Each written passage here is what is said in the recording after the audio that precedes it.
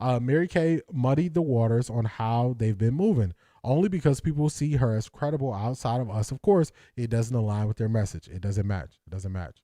Muhammad Ali, in my opinion, is the greatest fighter of all time, but after 3.5-year exile, he was never the same fighter. For Watson, it's been about 5 years. His best is behind him. And you got to look at the injuries. Like, if you notice, the first thing I brought up with Deshaun Watson, I brought up his body and the injuries that he's had.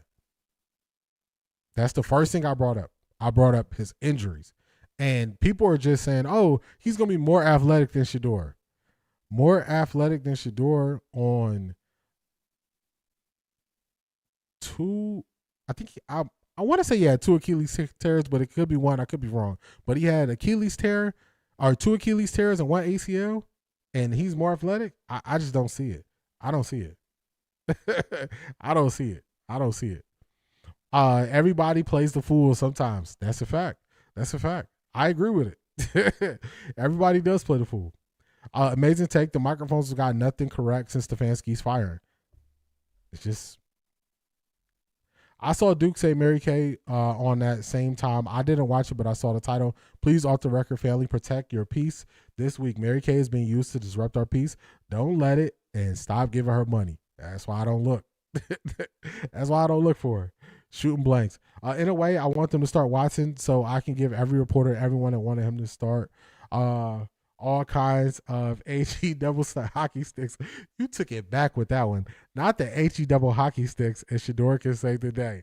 I was cool with that last year. This year, I just want to be a fair competition. May the best man win. And to me, the best man is going to be Shedeur. I don't think they should, just to prove a point, put in the lesser of the two. Just to prove a point, I don't think they should put in a lesser of the two to prove a point. I wouldn't sacrifice.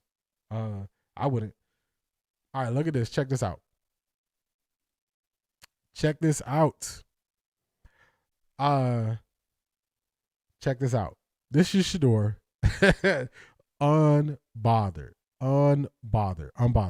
I graduated. Thank you, God. Unbothered, y'all. Shout out to Shedeur.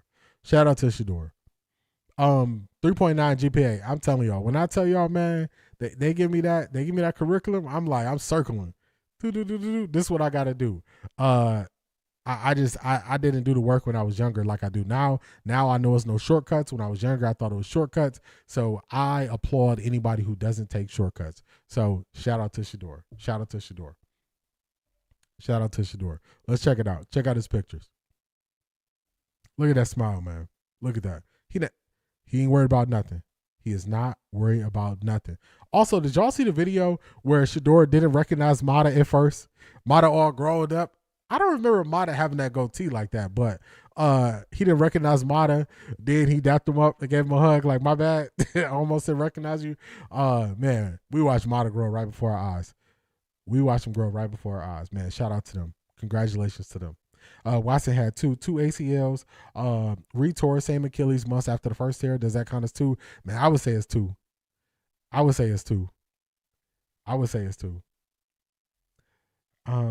see. Mary Kay has inside track with ownership and Stefanski, not coaches. None amongst coaches are going to betray his trust this early. I keep seeing that. So I keep hearing people say that. Mary Kay has a relationship with D. Haslam, and that's where she's getting the information from. So let's just play along with that thought process. Let's do a thought exercise. So if Mary Kay is getting information directly from D. Haslam, and D. Haslam is going to be the one who's going to make the decision on who the starting quarterback is going to be, if it doesn't go well, are we going to blame? Are we going to blame the coach if it doesn't work? If they pick his quarterback? Just walk down the path. If D. Haslam is the one, if the Browns lose a game, are we going to say, "Hey, that's on D. Haslam because she picked the quarterback"?